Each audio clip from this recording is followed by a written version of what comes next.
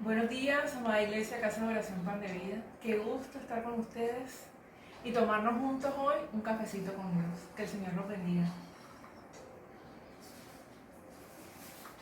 Bueno, el día de hoy vamos a hablar acerca de una de las promesas más hermosas que está en la palabra de Dios, que está en Jeremías capítulo 30, versículo 3, que dice así: clama a mí y yo te responderé y te enseñaré cosas grandes y ocultas que tú no conoces. Yo creo que muchos hemos escuchado sobre esta promesa y a todos nos parece una promesa hermosa, pero ¿qué hay detrás de esta promesa? ¿En qué contexto nace esta promesa del Señor, que es una de las promesas de Dios más hermosas que podemos ver en la palabra de Dios?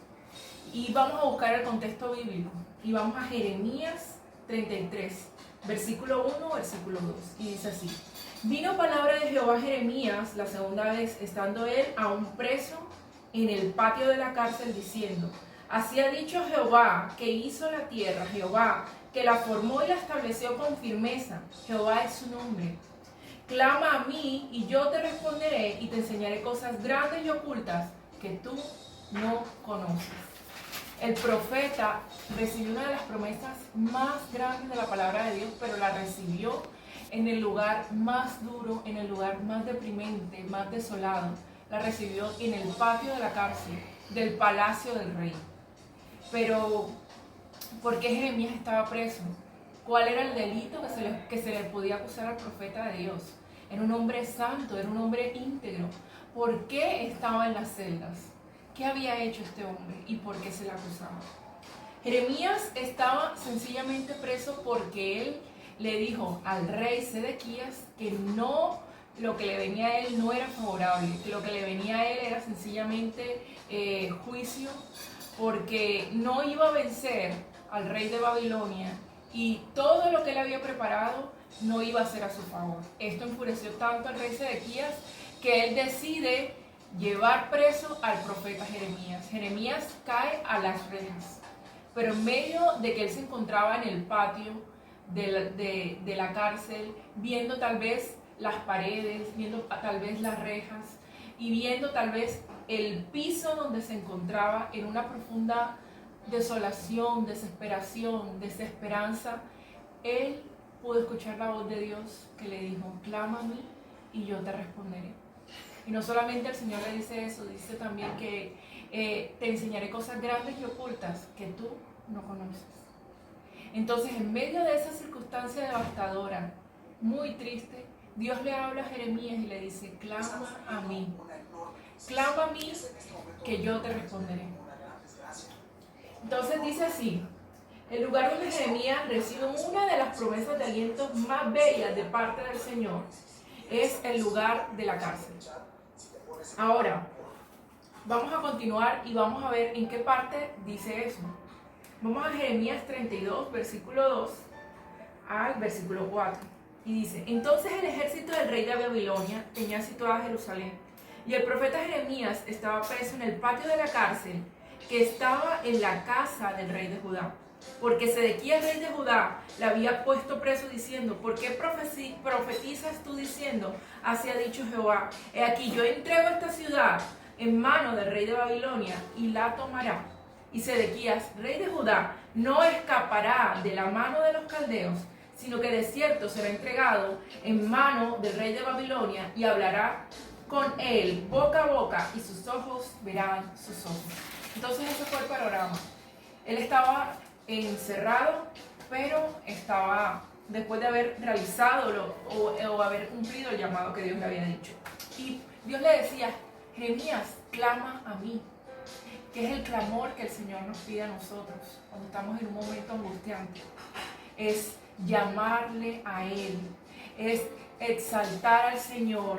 Dice que el hebreo, en el original hebreo donde se refiere a la palabra clamor, significa gemir, significa afligirse, suplicar, consiste en llamar a alguien, consiste en exclamar. Es una expresión coloquial que se usaba para gritar a alguien: por favor, ven acá.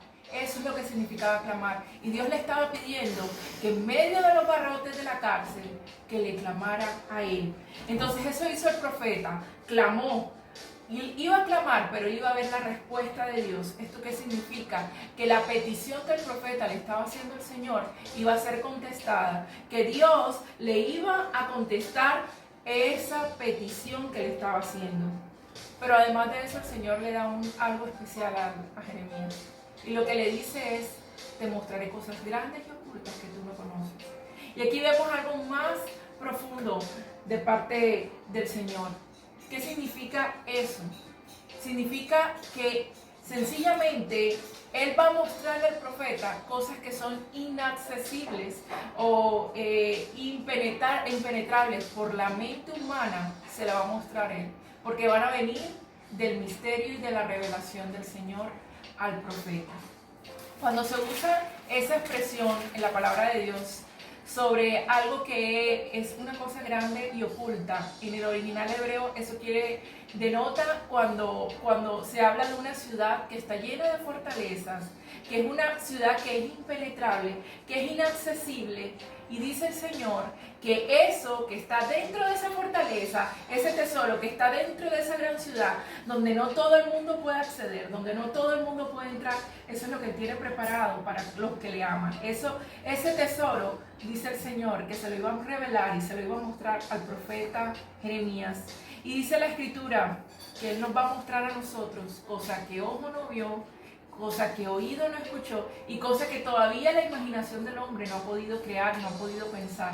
Esas son las promesas del Señor en medio de las circunstancias en las que estemos pasando. Y creo que esta era una de las circunstancias más duras que estaba viviendo el profeta.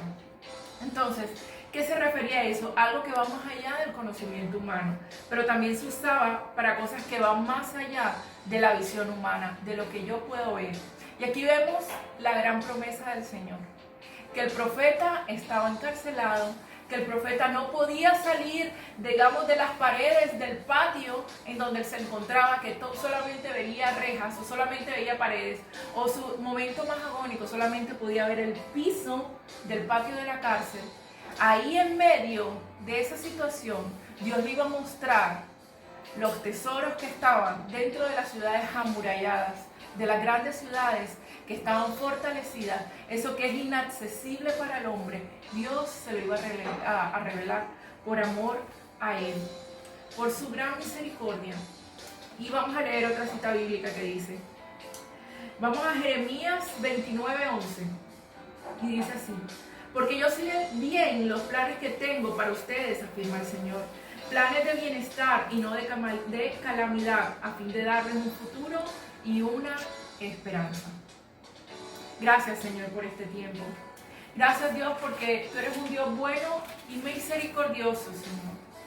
Voy a leer una última cita bíblica y está en Salmo 102 del 19 al 20 y dice, porque miró desde lo alto de su santuario, Jehová miró desde los cielos a la tierra para oír el gemido de sus presos y para soltar a los sentenciados a muerte. Y esa es la libertad que nos ofrece el Señor.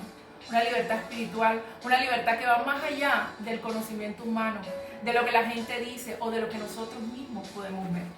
Hoy te bendecimos, Señor, y te damos muchas gracias, Señor, por este tiempo, por este cafecito y sobre todo, Señor, te damos gracias porque tú eres bueno y porque tú eres, Señor, un Dios bueno y fiel. Amén y amén.